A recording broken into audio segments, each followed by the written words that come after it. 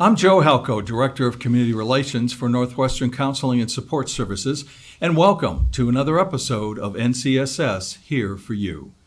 Since 1958, Northwestern Counseling and Support Services has been providing access to high-quality services which promote healthy living and emotional well-being to the residents of Franklin and Grand Isle counties.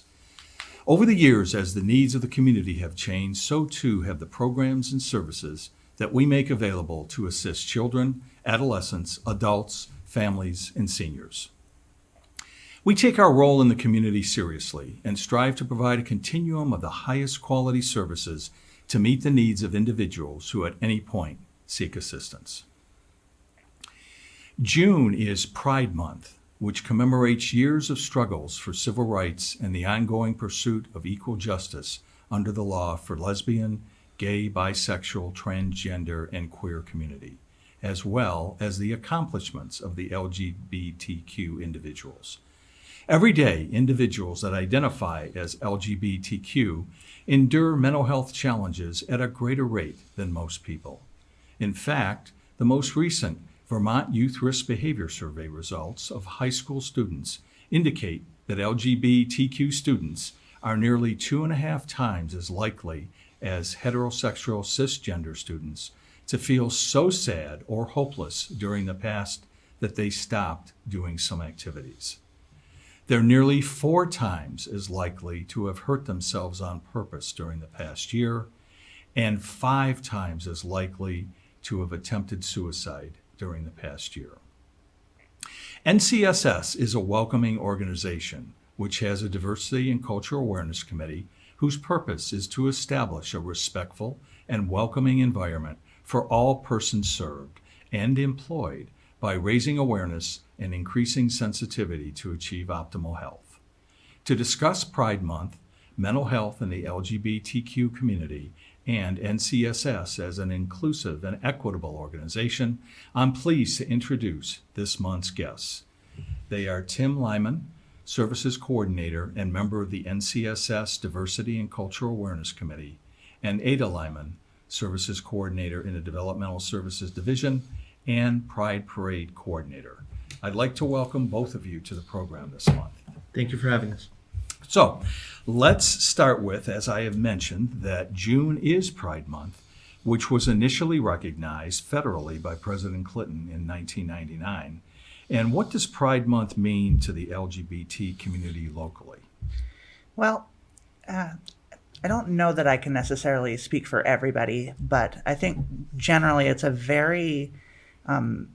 it's one of those times when we get the reminder that we're not alone in all of the struggles that we are facing.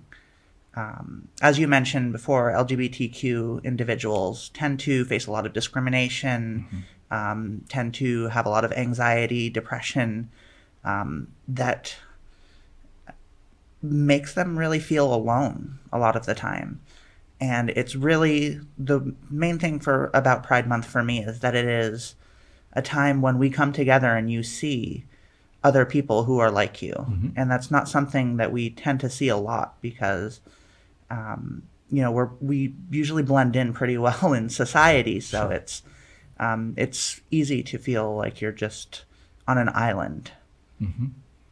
And as you said, Ada, therein lies a lot of the reason that when we talk about mental health services and the importance of having access to it, that it's extremely important for everyone, but especially when you talk about individuals who feel so alone and so isolated.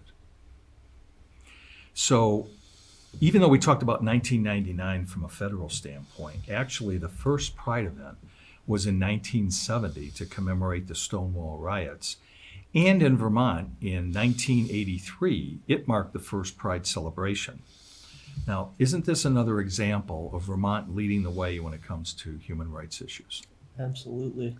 Yeah, Vermont definitely, from a governing standpoint, has really led the way in a lot of ways. Mm-hmm. Not even to mention Vermont was the first state to legalize civil unions, mm-hmm. which allowed same-sex couples to have many of the same rights as a married heterosexual couple. And one thing that's really interesting about Vermont is that we've had the leadership there from the very beginning. You mentioned the first Pride event in Vermont in 1983.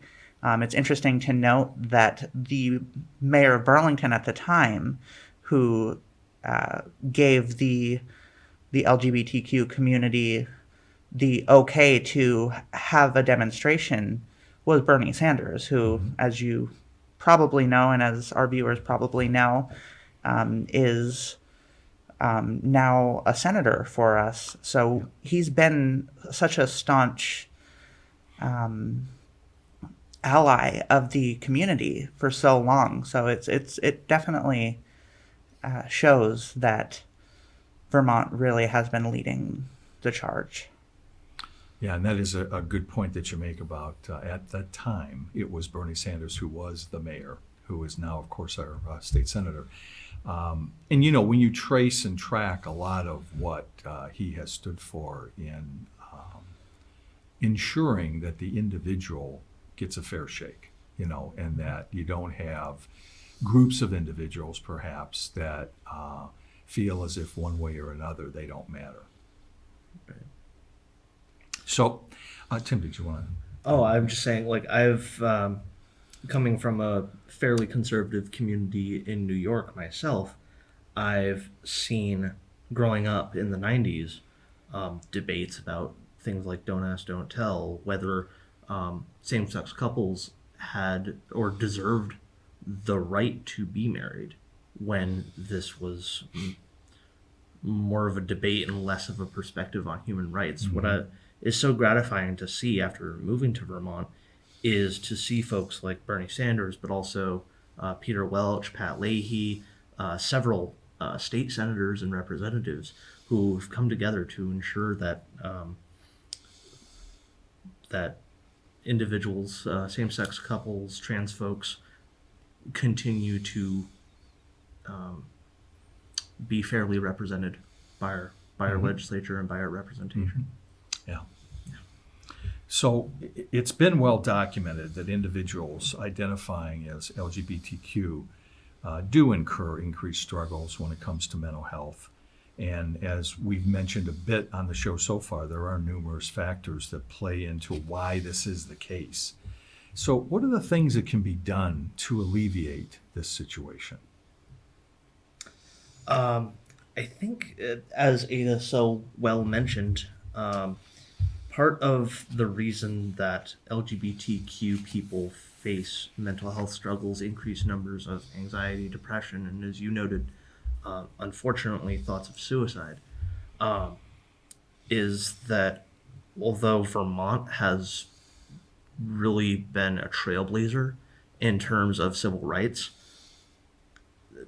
folks who live in other states, other areas of the country, sometimes don't feel that sense of community and that sense of connectedness. And so when you are part of a community and made to feel like you're alone, you're going to have these, some mental health struggles. So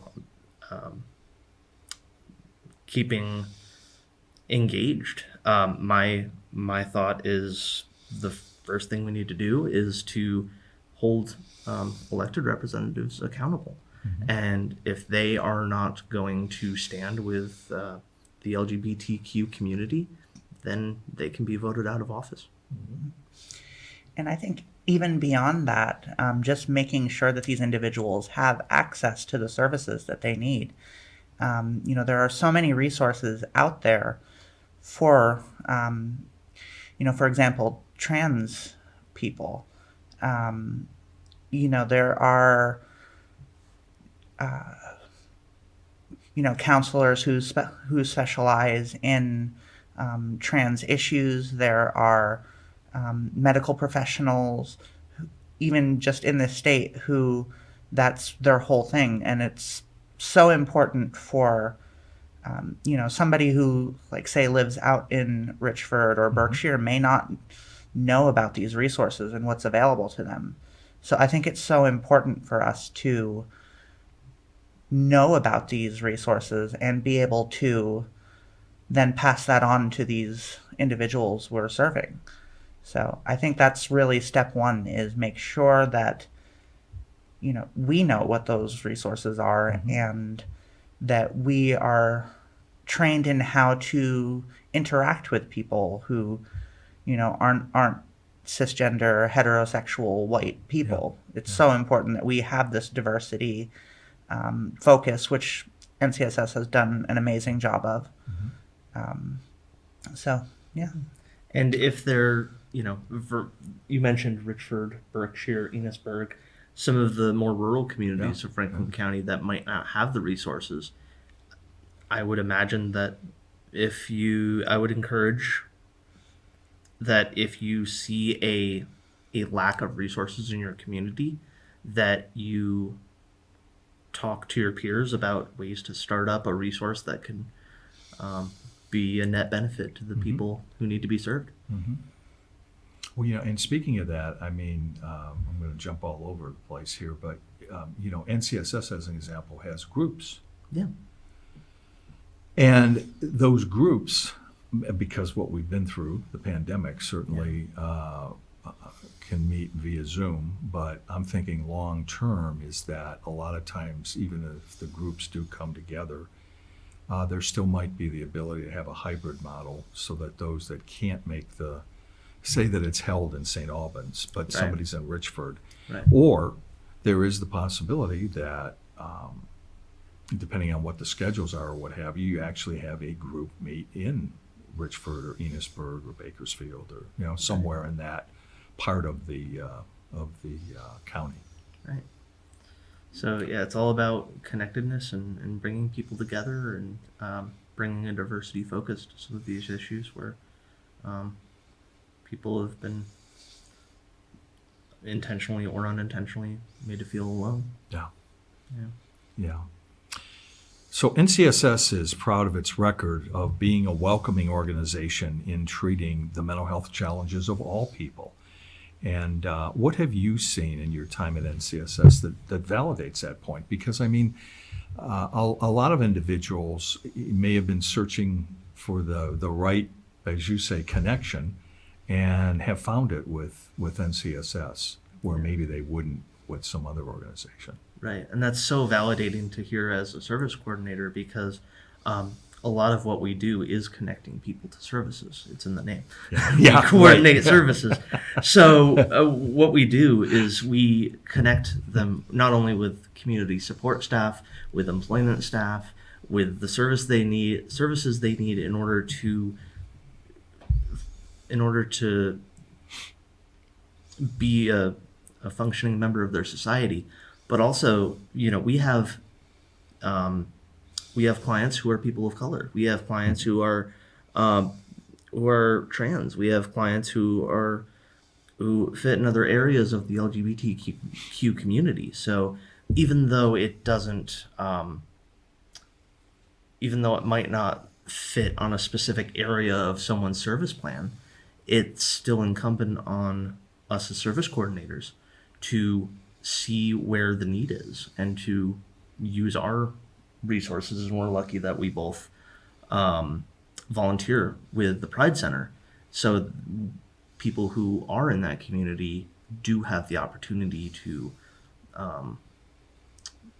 take part in events that, that, as far as I know, aren't currently going on in Franklin County. There may be some. Yeah. There are a couple here and there. I don't have that information right off the top of my head, but there usually are some events that happened in downtown St. Albans. Oh, okay. That's good. I think interrupted again by the pandemic, but I Yeah. do believe it is correct on that front. So I'll give you the floor here. Yeah, I think you covered it pretty well. I mean, I can speak from the side of being an employee of NCSS who's also transgender, and I've found that this has been one of the most welcoming places that I've ever worked. I've never felt that out of place. There's just such a great culture here at NCSS of acceptance, and and it's not something that, even as great as Vermont is when it comes to acceptance, we still struggle in some places, and I've never felt any of that here at NCSS, it's a great feeling for me. And you're right, and I mean everything is like a pathway, and unfortunately, it's just like and we'll talk about our diversity and cultural awareness committee in a little while, but it's just like when we gather the committee, and you think about what has the group accomplished, what is there still to be done, and of course the list of what the group would like to accomplish is immense, because it's a journey and it will never end. But when we evaluate where NCSS is as an organization versus some other organizations, you have to sit back and feel good about the place that we're at for the time that we're in. Because I think that NCSS, certainly from a standpoint of Franklin Grand Isle County, would be among the top as far as being accepting, and how we go about ensuring that staff as well as those that we serve feel welcome, and that we're really here to help people. We're not here to in any way to shun someone or whatever. The whole idea is everybody's a human being, and you're trying to find what the right balance and the right answers are for a particular situation. So, Right. So that's nice to hear. Now, let's talk about individuals with intellectual and developmental disabilities that also identify as LGBTQ, and certainly they require some different services to ensure that their mental health needs are being met. And can you share some of the challenges and the successes that have occurred with individuals that also have a intellectual or developmental disability? Absolutely. So one of the folks that I've had the pleasure of working with for the past 3.5 years is a trans person who. So as service coordinators, one of the things we do year to year is we develop something called an ISA, which is basically a plan for the goals that they have and how we're going to meet them. This person's particular ISA goal was to meet Christine Hallquist, who at that time had just finished her gubernatorial campaign against the incumbent Phil Scott. Mm-hmm. And she was nice enough to come to the agency to have a discussion with us about gender issues and to tackle some of these things that we're talking about today, trans person to trans person, so that my client could begin to wrap her head around it and to understand what it is that she's working on and to figure out a way to move forward. And it was just incredibly gratifying to see somebody in the public eye devote a significant amount of time to come to Franklin County and to talk about this. Yeah, It's very that telling. truly is. Yeah. So as far as successes, I think I was incredibly gratified at Christine's ability to not only come to the area, but also to talk and to be so vulnerable about her own struggles. Mm-hmm. Yeah.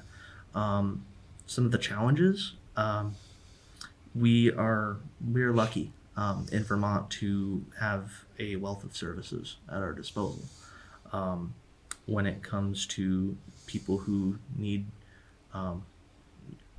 either a safe space such as the Pride Center, somebody who might not know another person in the LGBTQ community who can come into the Pride Center in Burlington and to to talk to other folks, like-minded folks in the same community, to help feel some of that connection. And once again, we get back to the word connection and the importance of that, and giving people the right pathways to be able to in a safe space, really be able to talk and talk about their particular experiences. And it's like so many things, is that people find that many of the experiences that they are undergoing, they are not the only ones. So that's where they then get that ability to be able to open up and go to another level as far as trust and that sort of thing as well. Absolutely. And I, as a cis person, I can only imagine how validating it must be for somebody who is navigating their own journey on gender issues, on who they are, to how validating it must be to go to a place like the Pride Center for the first time, or even NCSS, to meet somebody else, to say, I know what you're going through. I'm sorry that you felt this alone, but I'm here and we can get through this together. I think that's an incredibly powerful thing, and I applaud the agency's role in that. Let's move to the Diversity Committee, Diversity and Cultural Awareness Committee of NCSS. And for those who probably would not be aware, that was actually formed in 2009 initially, with the purpose to establish a respectful and welcoming environment for all persons served and employed by raising awareness and increasing sensitivity to achieve optimal health. So with that being said, as a framework, and of course there's an awful lot to what all that means, Tim, I know with you being a member of the committee, how do you feel about the progress that's been made for both staff and clients that we serve? Well, I'm proud to be part of the committee. Since the get-go, we have talked about several things in the news. Everything from diversity training during the Trump administration to Black Lives Matter and the death of George Floyd. Yep. We held a can't remember what it's called off the top of my head, but we were out in the front area of the agency. Yes. And we knelt for, I believe it was 13 minutes, 9 seconds, or It was the exact time that it was the exact George time Floyd, that George Floyd, the knee was on his neck. And what an eye-opener that was. As a white person, using that moment to, as best I can, recognize my own privilege and to recognize the fact that it's not the same across the board and there are systemic issues at play. It can be tough at times to grapple with that, because growing up as a white individual, you are led to think that everyone's experiences are the same, or that we live in a fair society that doesn't allow these kinds of things to happen. But you can't argue with camera footage. You can't argue with those kinds of things that unfortunately have happened, abuses of power, excessive force, stuff like that. Also LGBTQ issues. We've talked about an app called Refuge Restrooms that we put out for people who are gender nonconforming to be able to find a restroom that best suits their gender identity, so that way they can feel comfortable to do so. We've tackled a great many issues on the committee, and I'm just so proud to be a part of it. I think that the staff and clients are well served as a result of the work that we do. And one of the things, the number of trainings that the committee has brought to the organization has continued to increase over the years. I can remember when we had maybe one every 6 months or what have you. Now, we're really now in a mode where it's almost one per month. Some sort of diversity training, because as we all know, diversity is such a broad category. Absolutely. That when you talk about the ability to raise people's awareness and inform and educate, there's a litany of different types of trainings that you can put forward. And I think one of the things for our staff, as well as those we serve, we certainly offer quite a catalog of different types of diversity training. Yeah, not only the trainings, but the film screenings we've been having. Which as has well. begun, the film series. You're exactly right. That's another way to engage individuals. And, one of the nice things about something like the film series, as you know, is that is not like it happens at 2:00 on a Wednesday and that's it. It's something that people can view on their own time. We can then schedule at a later date where people can come together and discuss Yeah. any concerns they may have or what they gained from the particular video or film. But yes, a lot of documentaries, and I just think a lot of information that staff would not receive at other organizations when it comes to that topic. And because we have the luxury of streaming services like Netflix, like you mentioned, staff have the flexibility to watch it on their time. Yeah, And so it's a little bit more flexible to their needs as well. yeah, Yeah. absolutely. So let's move on to the Pride Parade, and it is scheduled this year for September the 18th in Burlington. And Ada, you as a Pride Parade coordinator, what can you tell us about this year's event? Well, this year's event is actually really exciting. There's a lot of new things happening. Even before the festival and parade itself, this month, I believe it is June 26th, there will be a historic marker placed in Burlington at City Hall Park, because this year is actually the 40th Pride celebration. So that's a very exciting thing. Also, we have a new location for the festival this year. Traditionally, it's at Battery Park, but we've grown so much over the past several years that we've actually outgrown Battery Park. So this year is the first year that Pride VT will be at the Waterfront Park in Burlington. So it'll be a slightly longer parade. We tend to leave from South Winooski give me 1 second here. I need to kind of looking at it in my head. It starts at the old Hood plant in Burlington, head up Church Street, and basically through the entire, almost the entirety of the marketplace, turning left onto Cherry Street, which is different this year. Traditionally, in the past, it had been turning onto Pearl Street, because that would lead directly to Battery Park. And then left onto Battery Street will end at the Waterfront Park. And also registration is available now for this year's parade.